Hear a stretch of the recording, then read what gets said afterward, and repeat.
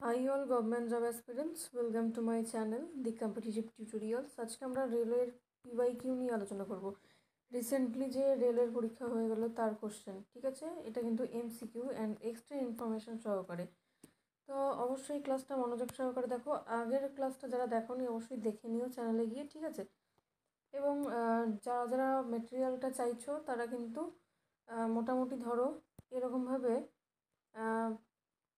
40টা বা 50টা যেরকম আমি সিরিজ করাবো সেই অনুযায়ী কিন্তু কোশ্চেন তোমরা কিন্তু পিডিএফ পেয়ে যাবে, ঠিক আছে?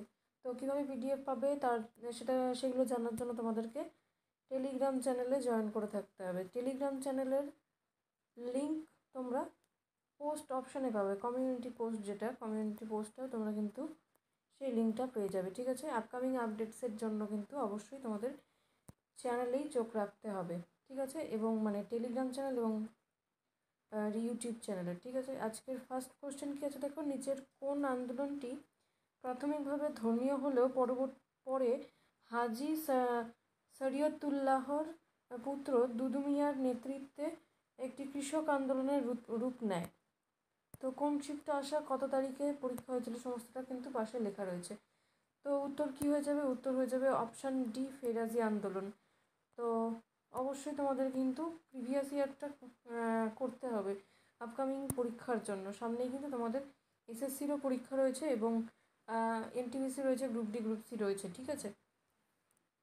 তো এটার মধ্যে দেখো এক্সট্রা ইনফরমেশান তোমরা জেনে রাখতে পারো যে ফেরাজি আন্দোলন বা ফরেয়াজি আন্দোলনের প্রাথমিকভাবে ধর্মীয় আন্দোলন হলেও পরে হাজি শরীয়তুল্লাহর পুত্র দুদু মিয়ার নেতৃত্বে কৃষক আন্দোলনের মানে রূপ নেয়।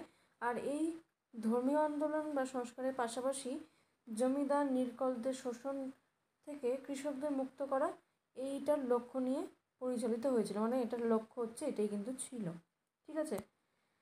নেক্সট প্রশ্ন কী আছে দেখো, চার্টার্ড আইন বা চার্টার্ড অ্যাক্ট 1813 সালের কোন বিধান অনুযায়ী অনুমোদিত হয়েছিল? সালটা কোথায়, সাল কত দেওয়া আছে দেখো।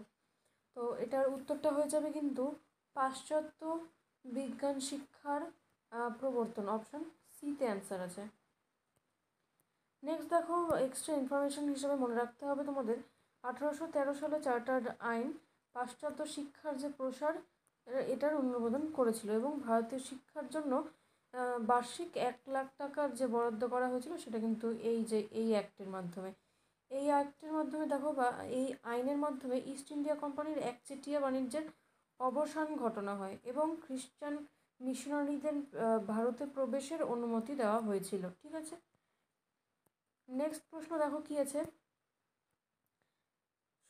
1793 সালে প্রবর্তিত কর্নওয়ালিস সংহিতার কারণে পরিচিত।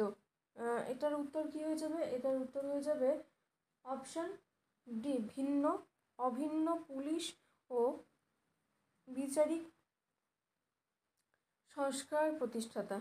নেক্সট দেখো কি আছে, 1793 সালে কর্নওয়ালিস সংহিতার প্রধান ভারতের ব্রিটিশ ইস্ট ইন্ডিয়া কোম্পানির প্রশাসনের পদ্ধতিগত উন্নতির জন্য পরিচিত।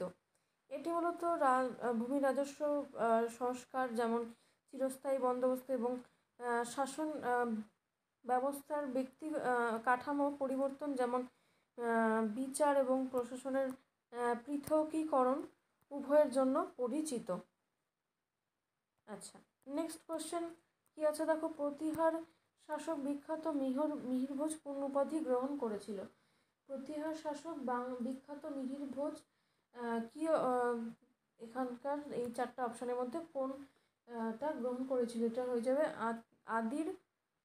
আদি বরাহ, ঠিক আছে? অপশান সিতে অ্যান্সার আছে। এক্সট্রা ইনফরমেশন হিসেবে মনে রাখতেই পারো যে প্রতিহার বংশের শাসক যিনি ছিলেন মিহির ভোজ, তিনি আদির বরাহ উপাধি গ্রহণ করেছিল। তিনি ভগবান বিষ্ণুর একজন ভক্ত ছিলেন এবং তার উপাধি কিছু মুদ্রাতে খোদাই করা আছে। তো এই সিরিজটা কিন্তু অবশ্যই চলতে থাকবে, তোমরা যদি ভিডিওটাকে লাইক, শেয়ার এবং চ্যানেলটিকে সাবস্ক্রাইব করে পাশে থাকো এবং তোমাদের কিসের ক্লাস দরকার সেটা তোমরা কমেন্ট সেকশনে জানাতে পারো। এবং যারা এখনও অবধি ম্যাথ সাজেশন এবং যে এসএসসির গ্রুপ সি গ্রুপ ডির কিন্তু সাজেশন অলরেডি পাবলিশ হয়ে গেছে, যেটা কিনা এসএসসির প্র্যাকটিস সেট যেটা তোমরা বলতে পারো, সাজেস্টিভ প্র্যাকটিস সেট 25টা হচ্ছে গ্রুপ সি এবং গ্রুপ ডিরও 25টা, অর্থাৎ টোটাল কিন্তু তোমরা 50টা সেট পাবে স্বল্প মূল্যের মাধ্যমে। তো তোমরা অবশ্যই মেসেজ করবে এই নম্বরে, দেখো 8617495240 এই নাম্বারে তোমরা হোয়াটসঅ্যাপ করতে পারবে, ঠিক আছে। কেউ ফ্রিতে যে লজ্জিত করো না, কারণ এই মেটেরিয়ালগুলো তৈরি করতে অনেকটাই খাটনির প্রয়োজন, তাই তোমাদের থেকে স্বল্প পারিশ্রমিক নেওয়া হচ্ছে। Thanks for watching and all the best for your upcoming exam.